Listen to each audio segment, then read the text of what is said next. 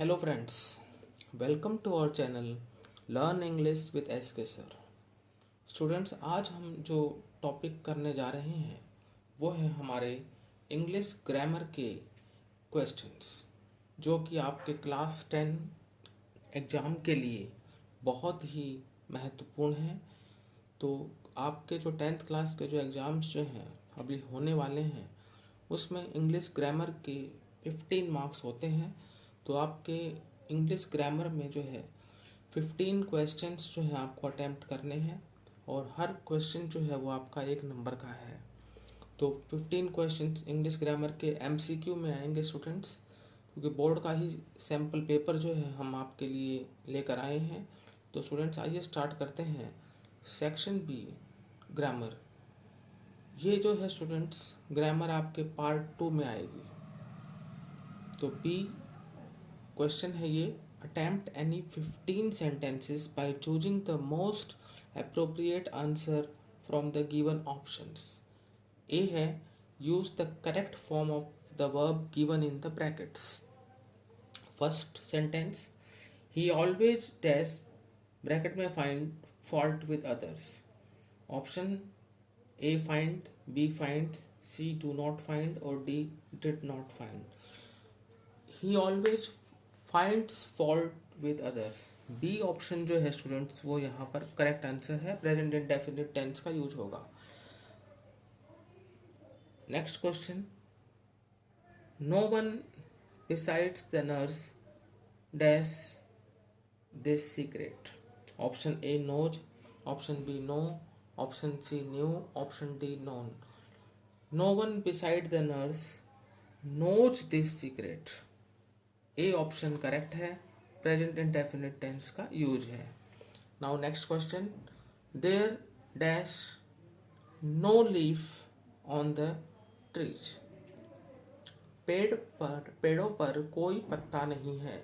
Option A is, option B M, option C are, option D none of the above. तो students यहाँ पर particular leaf की बात की जा रही है, एक लीफ की बात की जा रही है। तो आप यहाँ पर जो है इज लगाएंगे, there is no leaf on the trees. Option A जो है वो करेक्ट है। Now B, use the appropriate articles in the blanks wherever necessary. Here, first question is, this is dash first time I have asked for help. Options are A, B, N, C, the, D, no article. तो students यहाँ पर आपको जो है article the का प्रयोग करना है, क्योंकि फर्स्ट से पहले आर्टिकल द लगता है। Now question 15, he has dash ulcer on his mouth. Options are A, B, N, C, the, D, no article. तो स्टूडेंट्स यहाँ पर कोई आर्टिकल नहीं लगेगा, तो डी ऑप्शन क्रॉस का जो निशान है वो आपका यहाँ पर राइट आंसर है। No article will be used here. Now next question, he is dash MP। तो स्टूडेंट्स यहाँ पर आप देखेंगे कि स्टार्टिंग तो कंसोनेंट से हो रही है, लेकिन वोवेल साउंड है यहाँ पर। जब हम MP को प्रोनाउंस करते हैं तो वोवेल साउंड आती है। तो A, E, I, O, U ये 5 वोवेल होते हैं। यहाँ पर जो MP है वो कंसोनेंट से स्टार्ट है, लेकिन क्योंकि वोवेल साउंड है इसलिए यहाँ पर N का यूज होगा। ऑप्शंस आप देख ही सकते हैं, A में A है, B में N, C में द और D में क्रॉस। तो B option N is the right answer. Now C, rewrite the following sentences in indirect speech. Here, the first question is, my mother said to me, go and wash your hands. Option A, my mother advised me how go and wash my hand. Option B, my mother advised me to go and wash my hand. Option C, my mother advised me that go and wash my hand. Option D, my mother advised me if I go and wash my hand. तो students ये आपका imperative sentence था। Imperative sentence में हम reporting verb और reported speech को to से जोड़ते हैं। तो आप जब देखते हैं कि रिपोर्टिंग वर्ब और रिपोर्टेड स्पीच टू से जोड़ेंगे तो वो ऑप्शन सिर्फ आपको बी में मिलता है। My mother advised me to go and wash my hand, यहाँ पर हमने सेड टू को एडवाइज्ड में चेंज कर दिया, और जो योर था वो आपका सेकंड पर्सन का प्रोनाउन है तो वो ऑब्जेक्ट से चेंज होगा, ऑब्जेक्ट मी है तो इसलिए यहाँ पर माई आ जाएगा। तो my mother advised me to go and wash my hand, option B यहाँ पर करेक्ट है। Now next question, he said to me who taught me English, option A he asked me who had taught him English, option B he asked me that who had taught him English, option C he asked me if who had taught him English, option D none of the above। तो student said to जो है वो ask में change हो जाएगा क्योंकि interrogative sentence है। उसके बाद में हमने क्या किया कि WH फैमिली वाला यहाँ पर आपका क्वेश्चन वर्ड है तो उसको उसी से ज्वाइन करेंगे, हु से ही।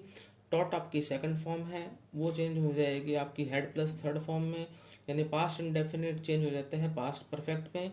और मी जो है वो आपका फर्स्ट पर्सन का यहाँ पर प्रोनाउन है, वो आपके सब्जेक्ट से चेंज हो जाएगा तो हो जाएगा हिम। तो ए ऑप्शन यहाँ पर करेक्ट है, he asked me who had taught him English.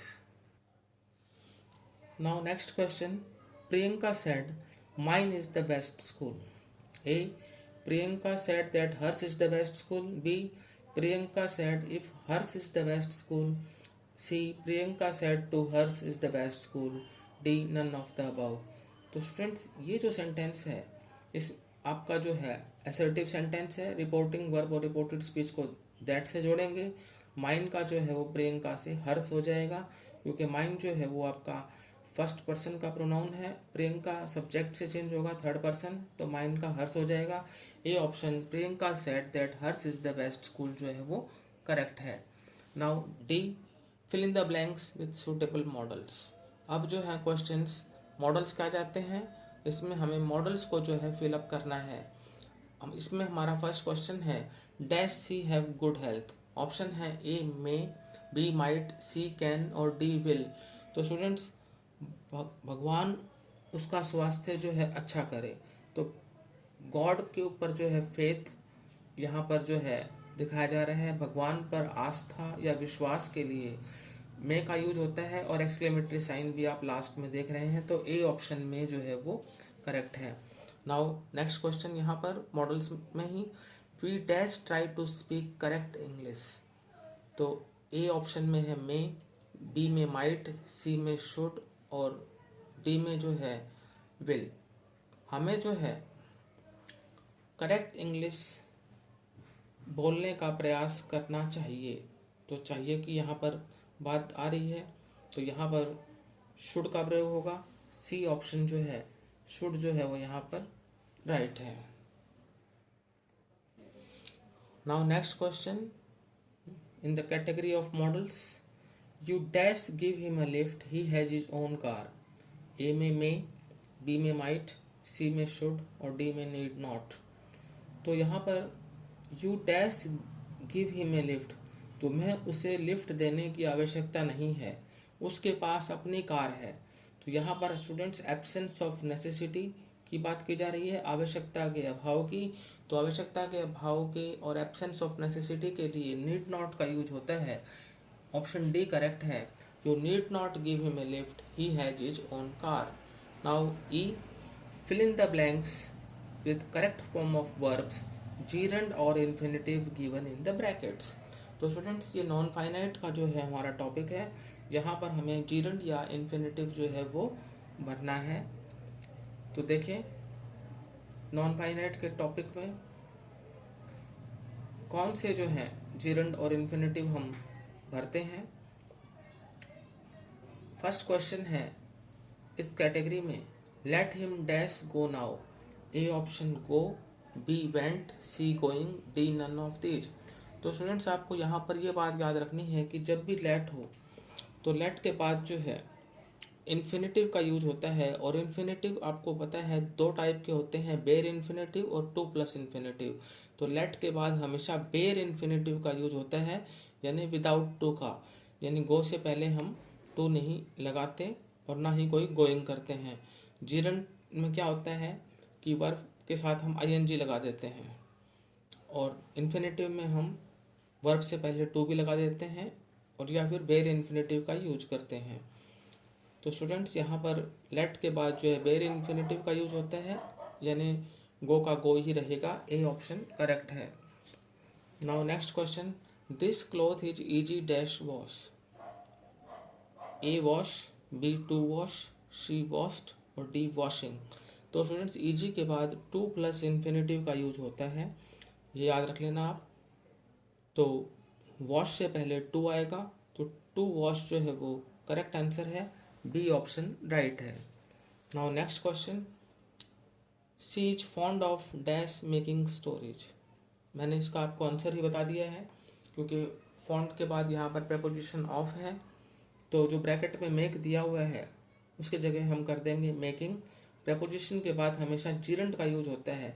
जब भी हम वर्ब की फर्स्ट फॉर्म के साथ आईएनजी लगा देते हैं तो वो जीरंट होता है, और यहाँ पर जीरंट का प्रयोग जो है वो प्रीपोजिशन के ऑब्जेक्ट के रूप में हुआ है। तो फॉन्ड ऑफ के बाद क्या आंसर होगा, मेकिंग। और बाकी जो ऑप्शन है मेक, टू मेक और मेड जो है वो इनकरेक्ट है। सी ऑप्शन मेकिंग राइट है। C is fond of making storage. अब एफ पे देखते हैं, पंक्चुएट द फॉलोइंग सेंटेंसेस। निम्नलिखित वाक्यों को पंक्चुएट करना है, पंक्चुएशन का टॉपिक है आपका ये। तो इसमें फर्स्ट क्वेश्चन है, he said to me why do you want so much money. तो स्टूडेंट्स यहाँ पर हमें करेक्ट जो है पंक्चुएशन जो मार्क्स होते हैं उनका यूज करना है। तो यहाँ पर आप देखेंगे कि he said to me, comma, फिर आएगा इन्वर्टेड कॉमा, फिर वाई का डब्लू बड़ा करेंगे, do you want so much money, उसके बाद आएगा आपका जो है क्वेश्चन मार्क। तो why do you want so much money, ये स्टूडेंट्स आपका करेक्ट आंसर है। बी ऑप्शन यहाँ पर आपका करेक्ट आंसर है, लेकिन यहाँ पर क्वेश्चन मार्क आएगा स्टूडेंट्स, और उसके बाद इन्वर्टेड कॉमाज लगेंगे। तो B option, he said to me, comma, inverted comma start, why do you want so much money, question mark, inverted commas closed, ये आपका राइट आंसर है। Now question 27, Gitanjali was composed by Tagore. इसमें students Geetanjali को हम single inverted commas में लेंगे, उसके बाद वाज कंपोज और टैगोर का टी बड़ा करेंगे, तो ये हमारे को मिलता है ऑप्शन बी में, Gitanjali was composed by Tagore. This is our right answer. Now next question, I said may our teacher live long.